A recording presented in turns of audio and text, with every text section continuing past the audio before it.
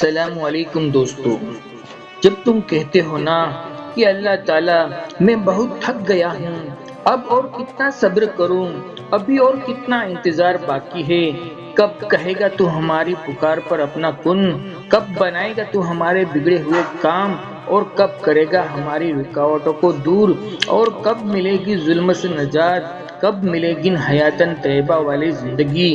تو یاد رکھو، اللہ تعالیٰ اپنی لاجوال بے عیب کتاب میں تمہیں اس بات کا اشارہ دے رہا ہے کہ گھبراؤ نہیں، یقیناً اللہ کی مدد بہت قریب ہے۔ پھر اللہ تعالیٰ اپنی مقدس کتاب میں فرما رہا ہے، دعا پہاڑوں کو بھی اپنی جگہ سے سرکا سکتی ہے، تو جان لو تمہاری مصیبتیں کبھی پہاڑوں سے بڑی نہیں ہو سکتی۔ وہ جو چاند کو روشنی سے بھر کر ستاروں کو آسمان پر سجاتا ہے، وہ تمہیں ایسے سکون سے بھر دے گا کہ پھر کوئی درد تمہیں نہیں ستا سکے گا۔ قرآن پاک میں اللہ اپنی قدرت کی مدد کے سارے واقعات موجود ہے، بہت سارے معجزوں کا ذکر بھی ہے۔ اس لاریب کتاب میں بغیر ماں باپ کے پیدا کیا اس نے حضرت آدم علیہ السلام کو حضرت نوح علیہ السلام کے قصے میں ساری دنیا کو ختم کر ڈالا، صرف اللہ نے اپنے ماننے والوں کو بچا لیا۔ 40 دن آگ میں رکھ کر حفاظت حضرت ابراہیم علیہ السلام کی کر دی، ذبح ہونے سے بچا لیا حضرت اسماعیل علیہ السلام کو، اور جب اسماعیل علیہ السلام نے اپنی ایڑ کو رگڑا تو جمجم کا چشمہ پھوڑ ڈالا۔ 40 دن مچھلی کے پیٹ میں رکھ کر حضرت یونس علیہ السلام کو محفوظ کر دیا۔ حضرت زکریا علیہ السلام کو بہت بڑے معجزے دیے کہ بڑھاپے میں بیٹا ہونے کی خوشخبری سنا دی۔ حضرت داؤد علیہ السلام کے لیے لوہے کو موم کی طرح نرم کر دیا۔ حضرت یوسف علیہ السلام کے لیے غلامی کی زندگی میں جیل میں بھیجا، اور پھر اسی کو اسی ملک کا بادشاہ بنا دیا۔ خوابوں کی تعبیر جیسی دولت عطا کی۔ یہی اللہ کی مدد ہے، یہی اللہ کی قدرت ہے، یہی اللہ کی طرف سے معجزات ہے نا۔ نہ جانے تم کس گمان میں پڑے ہو۔ اللہ نے تم سے کتنے خوبصورت وعدے کیے ہیں اپنی مقدس کتاب میں۔ ہر مشکل کے بعد آسانی لانے کا وعدہ، صبر کرنے والوں کا ساتھ دینے کا وعدہ، جو چلا گیا ہے اس سے بہتر دینے کا وعدہ، اور طاقت سے بڑھ کر تکلیف نہ دینے کا وعدہ۔ بے شک وہ اپنے وعدوں کا بہت سچا ہے۔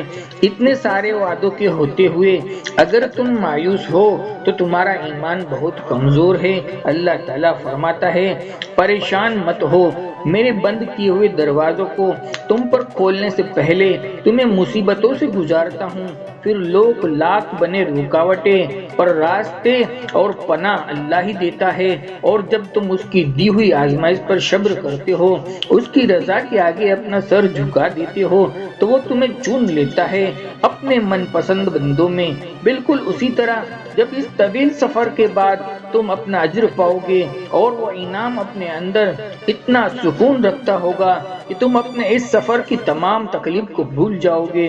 تم صبر کرنے والے ہو اور تم کو مطمئن کر دیا جائے گا، اس لیے مطمئن ہو جاؤ، کیونکہ اب تمہیں تمہارے صبر کا انعام بہت جلد ملنے والا ہے۔ تمہارے آنسو اب خوشیوں میں تبدیل ہونے والے ہیں، اور فرمانے کن تمہارے لیے عرش سے معجزہ بن کر اترنے والے ہیں۔ دیکھو، اللہ نے کبھی یہ نہیں کہا کہ یہ راستے آسان ہوگے۔ ہاں، مشکلیں آئے گی، حالات دشوار لگیں گے، راستے کٹھن بھی ہو سکتے ہیں، مگر تم نے ثابت قدم رہنا ہے، ہار نہیں ماننا ہے۔ وہ آپ کی ہر دعا پر کن فرمائے گا، پہلے اسے تمہارا صبر کو آزمانا ہے۔ جان رکھو کہ جس نے راستوں کو دشوار کر کے تمہیں دکھایا ہے، وہی تمہاری منزل کو حسین بھی بنائے گا۔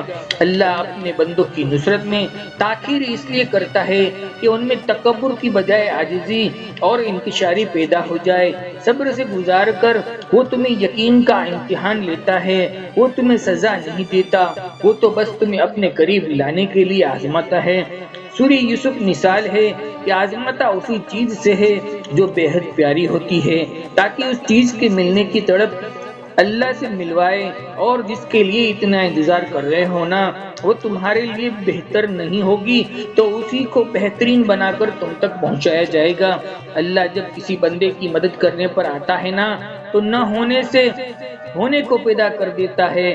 اللہ تعالیٰ قرآن کریم میں فرماتا ہے ہم ضرور تمہیں اچھے اور برے حالات سے آزمائیں گے، اپنے رب پر بھروسہ رکھو، وہ تمہیں ہارنے نہیں دے گا۔ ہاں وہ جانتا ہے کہ کس کے لیے صبر کرنا کتنا مشکل ہو رہا ہے، پر جو وہ تمہارے لیے سوچ رہا ہے نا، تمہارا یہ صبر اس کے سامنے بہت معمولی ہے۔ یاد رکھو تمہارا ہاتھ اٹھا کر اللہ سے مانگنا کوئی عام بات نہیں ہے، خوش نصیب لوگوں کو ہی ملتی ہے یہ توفیق۔ تو قبولیت میں دیری پر پریشان ہونے کی بجائے اپنی خوش قسمتی پر اللہ کا شکر ادا کرے، یہ شکر تمہیں دعاؤں کی قبولیت تک لے جائے گا۔ دعائیں صبر مانگتی ہے اور صبر انعام دیتا ہے۔ ہارو مت، یہ تو آزمائش ہے، فقط کچھ ہی لمحوں کی آزمائش، بعد سکون کا وعدہ بے وجہ تو نہیں ہے۔ قسمت سے مایوس نہیں ہوا کرتے، اللہ سے بڑے بڑے گمان ہمیشہ رکھتے ہیں۔ تم آج سفر کے کڑوے گھوٹ پی کر تھک گئے ہو نا، اور اب مزید سہ نہیں پا رہے ہو، تو یاد رکھو تمہارا اجر بہت قریب ہے۔ آج نہیں تو کل تمہیں تمہاری مانگی ہوئی چیزوں سے نواز دیا جائے گا۔ دیری کا مطلب یہ ہے کہ تمہارے حق میں خیر لکھی جا چکی ہے۔ سورہ یوسف مثال ہے اس کی، کچھ چیزیں لمحوں میں نہیں دی جاتی، وہ اکثر صدیوں میں تمہارا حصہ لکھی جاتی ہے۔ تم کہتے ہو کہ درد اب برداشت سے باہر ہو گیا ہے، اللہ کہتا ہے وہ کسی جان پر اس کی طاقت سے زیادہ بوجھ نہیں ڈالتا۔ تم کہتے ہو کہ اللہ نہیں کیوں، وہ کہتا ہے کہ میں تم سے محبت کرتا ہوں۔ اللہ جن سے محبت کرتا ہے اس کو آزمائش میں ڈالتا ہے۔ جب مشورہ مانگے اللہ سے تو مشورہ بھی ملتا ہے اور مدد بھی۔ دیر فقط اس لیے ہو رہی ہے کہ تمہاری آواز اللہ کو پسند آ چکی ہے۔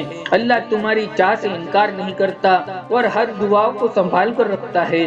وہ صرف صبر ہی نہیں کرواتا، بہتر وقت پر نواز دیتا ہے۔ اللہ کچھ خاص دعاؤں کو اپنے پاس رکھ لیتا ہے کہ جب وہ بہترین وقت پر نہ ملے تو اس کا اثر قیامت کے دن ہوگا، لیکن وہ اپنی بندوں کی دعاؤں کو رد نہیں کرتا۔ آزمائش طویل اس لیے بھی ہے کیونکہ تم درد میں اللہ سے ملتے ہو۔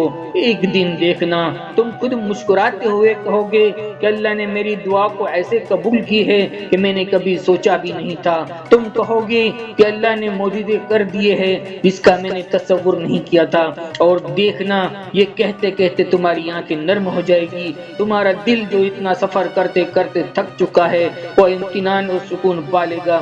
سفر کی اس جنگ کے بعد تم شکر کی فتح پاؤ گے، بالکل اسی طرح جب اس طویل سفر کے بعد تم اپنا اجر پاؤ گے تو وہ عطا اپنے اندر اتنا سکون رکھتی ہوگی کہ تم اپنے اس سفر کی تمام تکلیفوں کو بھول جاؤ گے انشاءاللہ۔